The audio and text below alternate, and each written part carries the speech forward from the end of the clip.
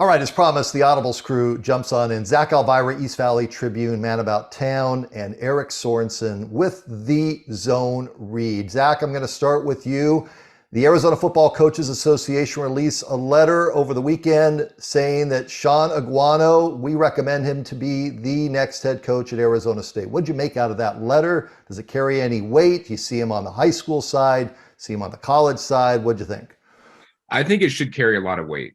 Personally, I love it because Sean Aguano has done a fantastic job getting those players that are currently there at ASU to buy into his culture, his style of coaching, everything like that. I mean, they're working harder in practices.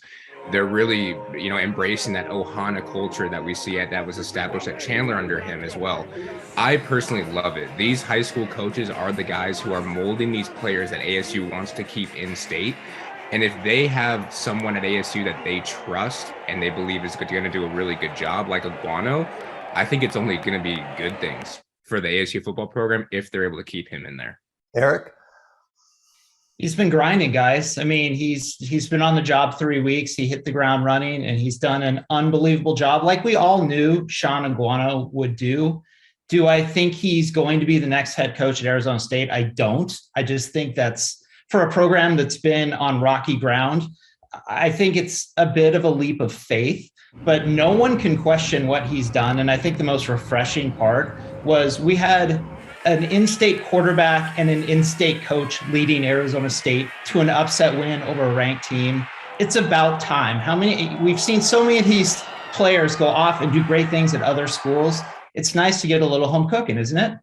It was refreshing. It was nice. I think he's making his case. He's going for it, which is all you want. I don't know if he's going to get it, Eric. I'm kind of on your side of the street. I think Dr. Crow would probably go with big name first, but if he gets to 6 wins, and what do those 6 wins look like? If he takes this team to a bowl game, and given what he's already done on the recruiting front, bringing in all those players last week, isn't there some merit to strongly consider him, Eric? I mean, you're just discounting it.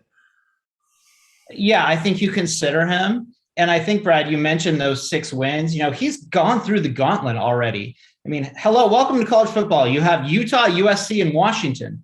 Now they have a bye week. Then they have Colorado, who's bad. And I believe after that, they play Stanford, another winnable game. I think U of A's kind of come back to earth a little bit.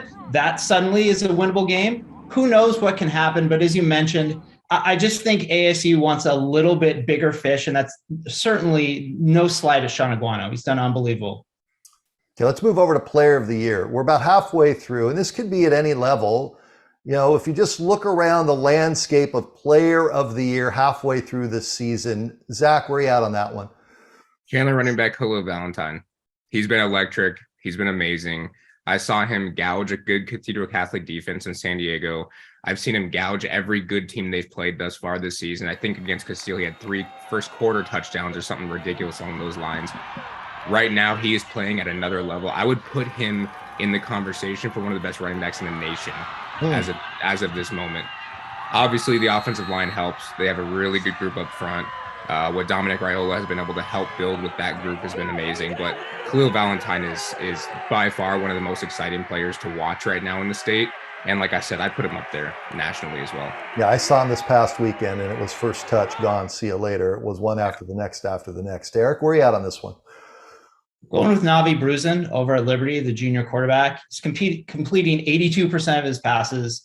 He has thrown about 100 attempts. He has not thrown an interception one time this year. And I had to kind of wait and see as the schedule ramped up. And the last 2 weeks, he's been unbelievable. The moment is not too big. He's only 5'10", about 160 pounds, but he's a baller. And right now, I don't want to say Liberty is the team to beat, but man, if it gets to Chandler Liberty in the Open Division championship game, that is going to be an all-time classic. Yeah, Zach and I were standing in the raindrops Friday night at Bashel watching Liberty, and I was like, oh my gosh, so good. And then the next day I'm standing on the sideline watching Chandler, and I would say Liberty's got a little bit of an edge right now, and that'll tick off the Chandler fans. Too bad. It's just where we are at the midpoint of the season.